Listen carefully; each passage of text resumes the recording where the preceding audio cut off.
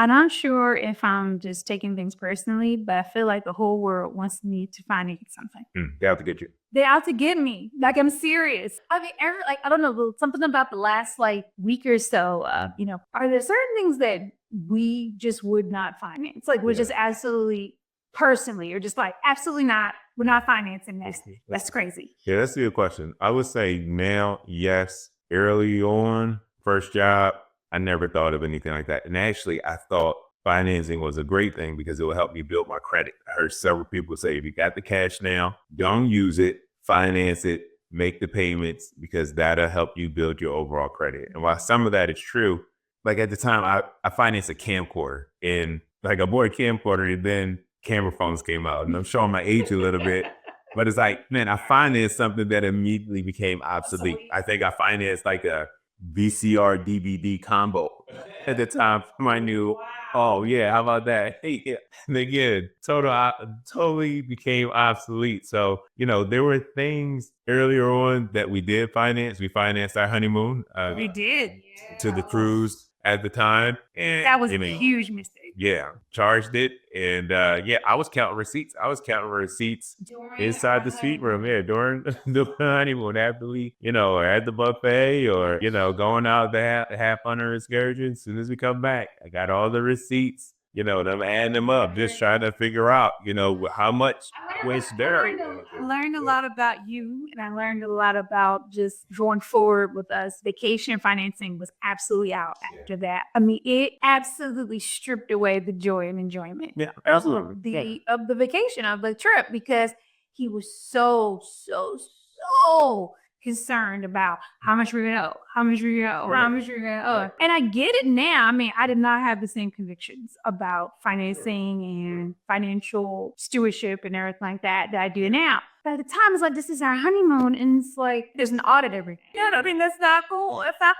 And two things for context. One, I never really had a credit card until we got married. Right. So growing up, my background, I thought credit cards were from the devil. Like he was just in hell, just printing them, and that's where you get it from.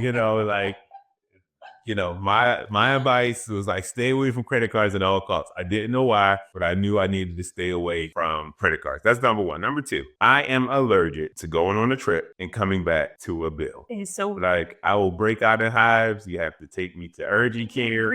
Like it is just no. Like on the plane ride, I'm just like in the zone because I'm just thinking about just the overall cost. So again, this hindsight being 2020, I'll rather just save up for the trip. So that way I spend the money. We spent what we spent for the trip, but then I come home and I get to enjoy the pictures. I get to enjoy the memories. I don't enjoy the bill. Like that's just me. And his wife gets to enjoy the trip. Yeah. And having a nightly audit. Daily audit. That's exactly right. How much you drinking? How much does that excursion cost? Asking things like that. I know it could take away from the trip. I was 19 years ago. I wasn't thinking. So please give some context. Back to the question. Yeah. So are there certain things? So here's one that I, again, just happened to be looking this up. So I was just wondering why everyone wants me to find it. Yeah, I got to interject one thing. What? What about, I'm going to go here, engagement rings? Okay, that was actually, it's a lot about engagement rings. Okay. Today's Tasha says, no, do not finance engagement ring. Okay. 19 years ago, Tasha would be like, do what you got to do. Get the engagement ring. Not to do. Here's what I think it really comes down to. I think you have to have the presence of mind to realize you're running away we can run away with your feelings.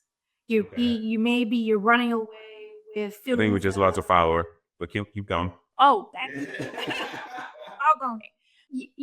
Maybe you're dealing with some feelings of entitlement. Maybe you're feeling, like, hey, I work hard, I did this, I do all this, you know what I mean? I'm getting married, I should have the honeymoon of my dreams, I deserve it, and everything like that, without stepping back and realizing this is gonna cost me. This is going to cost me maybe a little bit more than what this experience or this purchase or whatever is really worth.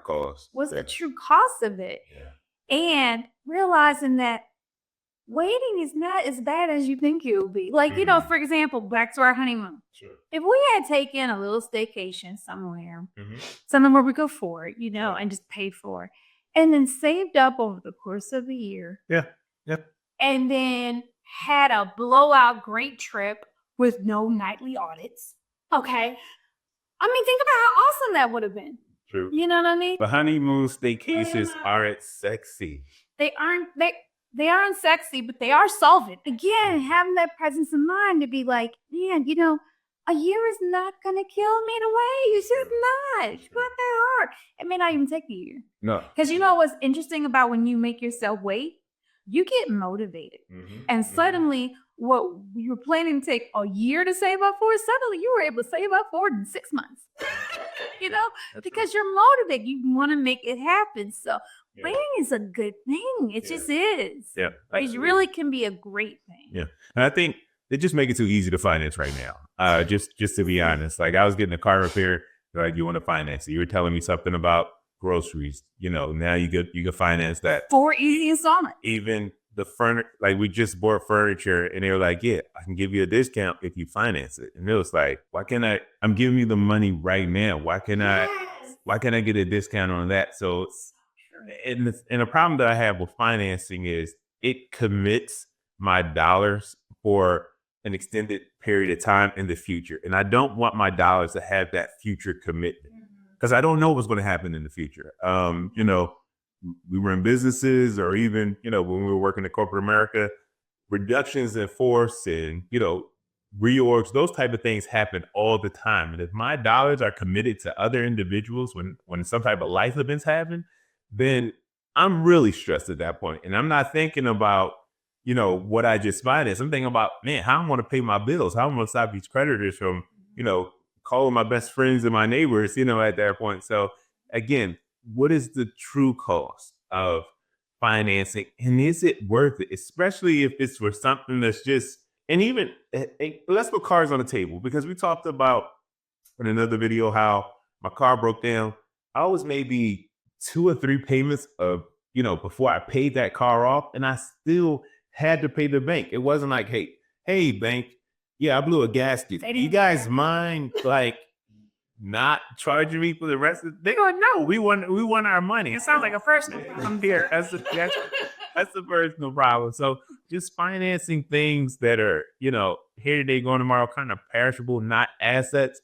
I usually, you know, will stay away from that. Now, Benjamin Franklin says, those who go borrowing, go a sorrowing. I know that is like, you know, an old man's talk or something like that, but it's something to that. Like the borrower is really slave to the lender, even with small things, because those small things can accumulate to big things. So I would stay away from financing. And then because it's so easy right now, again, I'm suspicious, I'm skeptical. I'm like, why everybody want me to finance right now? You know, like, is there something bigger going on? Who's really making money, you know, on my money?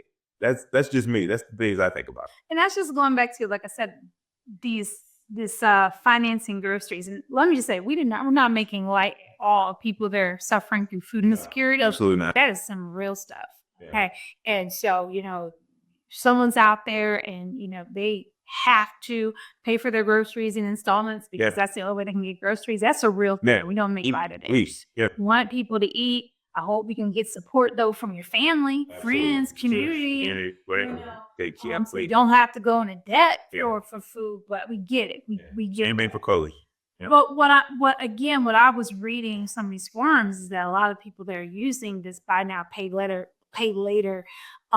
programs with their groceries, they're doing it to basically free up money to do other fun stuff. You know, was it a stock market, you mean? Yeah, like woohoo, put it in the stock. Gotcha. No, that's not what I mean by other fun stuff. All right. I mean, like, you know, maybe going for a weekend getaway with some friends, you know, going out for a special, you know, dinner to a new restaurant they opened, you know, going to a concert, you know what I mean? So they're utilizing this buy now, pay later to free up, like say cash to use for things that they really just want to do, fun things that they really want to do. Okay. So that's different. Security. And then Yeah, but as I've been reading some of these stories, these accounts, what concerned me was it's not just the finances. It's not just Yeah. breaking up my grocery bill into 4 easy installments. It's not just the principle of that. Okay. It's more so the rhythm, getting into a habit of buy now, pay later being my default Okay. for everything. You know what I Okay. mean? Because it's so readily available. Yeah. That seems to be what I don't know, what people are almost getting addicted to. You know what I mean? And so what was happening, or what some of these accounts is that they didn't realize how many times they selected, like they lost track of how many buy now, pay later installment plans they were on, Okay. various purchases, and they got caught up and missed some payments and got caught up with fees and overdraft fees on top of the fees for these things. So it just could spiral easily if it becomes a habit. Yeah, and it's hard to get out of it. Like once you get caught up, once you get caught up in it and you miss a payment, it is really hard to get back on track. It's like almost digging yourself out of it, but they make it so easy. So talk to us. Let us know in the comments. Are there things you think shouldn't be financed, or are there things you finance that you regret financing? Please let us know. Keep the conversation going. And please remember to like, share our content, and follow us at Naked and Rich.